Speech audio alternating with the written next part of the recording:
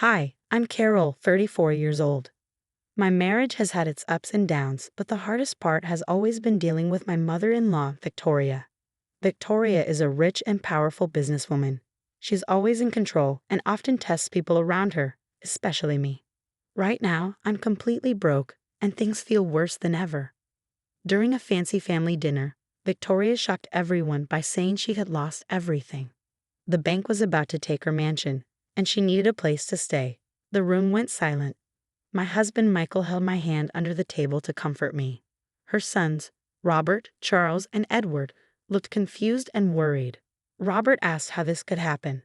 Victoria looked shaken and said bad investments had ruined her. She had to sell her house and needed someone to take her in. One by one, her sons made excuses.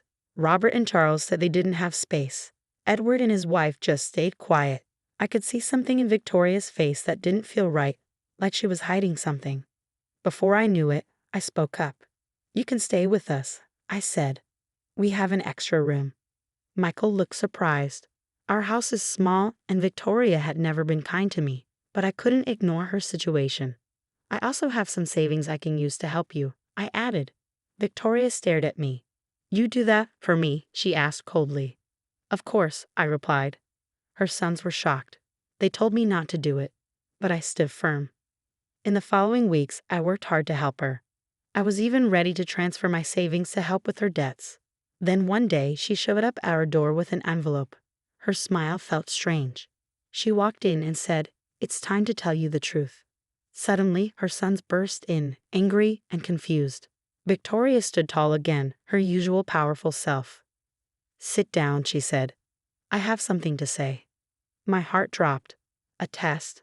I asked, barely able to speak. She nodded. "You were the only one who showed real care and kindness." Victoria sat down and started explaining. She said she used to be poor before she built her business. A few months ago, a health scare made her think deeply about who she could trust with her legacy. So she created a fake story, pretending to lose all her money to see how her family would react. She opened the envelope and pulled out documents, photos, messages, proof of what her sons had done during the test. She turned to Robert first. "You gave my business secrets to my rivals." Then to Charles. "You tried to buy my mansion cheap so you could flip it for profit." And to Edward. "You and your wife tried to get me declared mentally unfit to take over my companies." The room exploded. Everyone started yelling. Wives cried and denied everything. It was chaos.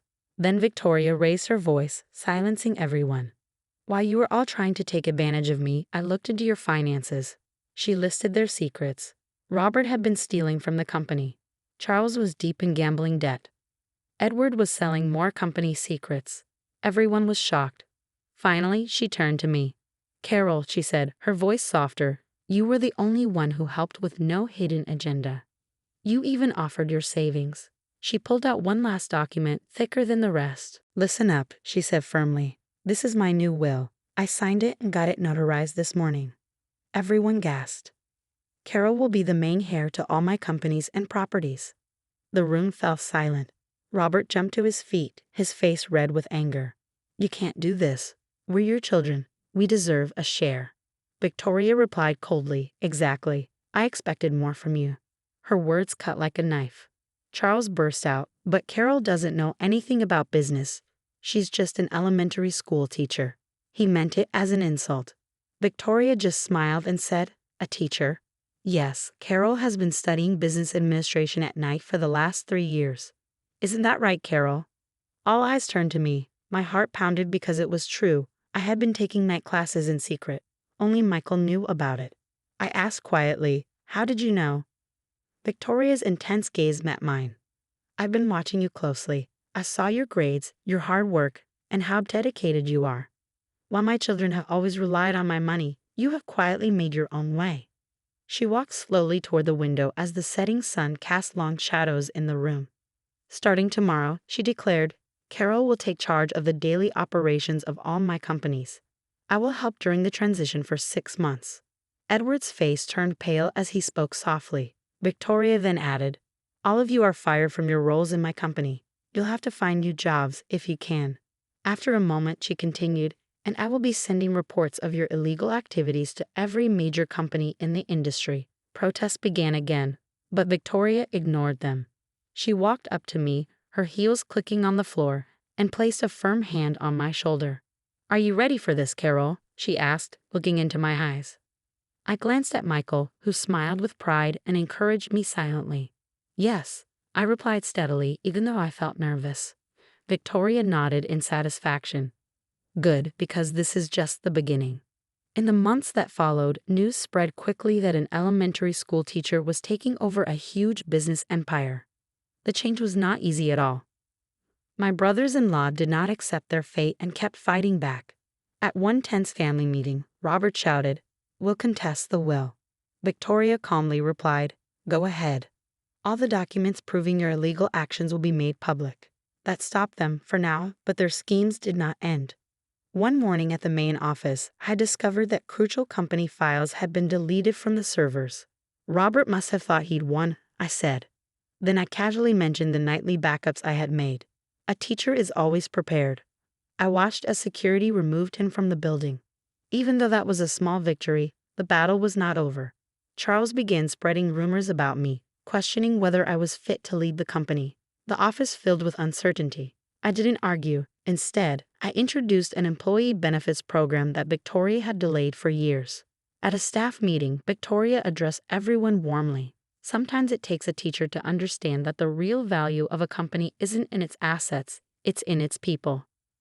The employees began to see me not as an outsider, but as someone who cared about them. Edward, however, kept trying to sabotage me by bribing board members. His plan fell apart when I played secret recordings of his conversations. Victoria smirked as we saw Edward being escorted out, his face showing his shock. I told her, I learned from the best. Yet it wasn't only my brothers-in-law causing trouble. Their wives got involved too. Anna tried to lead a boycott against our clients, but her plan collapsed when I launched a new eco-friendly product line that doubled our sales in the first quarter. Piper, trying to outdo Anna, leaked what she thought was important company information to the press. What she didn't know was that I had been feeding her false details all along as part of my plan. Mary Kate was the only one who came forward and apologized. "I'm sorry, Carol," she said, looking regretful. "We let greed blind us."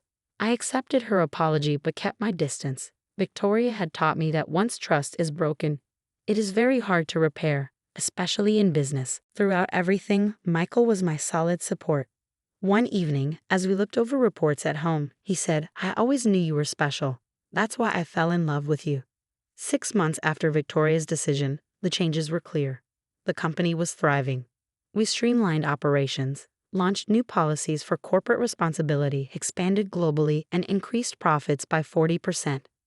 At one of our monthly dinners, Victoria said, "Carol, you have made me very proud." I replied with a smile, "I had a great mentor." Victoria sipped her wine and then asked quietly, "Do you know why I chose you?" "I saw in you what I saw in myself 40 years ago, a hunger for knowledge and a commitment to doing things the right way," she explained. In time, my brothers-in-law gave up and went their separate ways. Robert ended up working at a small company, earning much less. Charles had to sell his home to cover his gambling debts. Edward got a job at a rival firm, but only in a much lower position. A year later, I hosted a big celebration at Victoria's mansion, which was now also my office. Employees and their families gathered. Victoria watched happily as children played in the garden and adults enjoyed the buffet. "Why are you doing this?" Victoria asked me.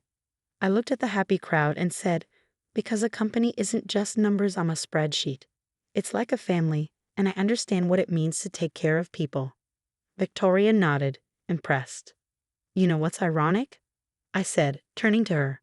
"Your children were right about one thing. I am just a teacher, and that's why I know true power comes from helping people grow instead of controlling them." 2 years later, the company had tripled in value.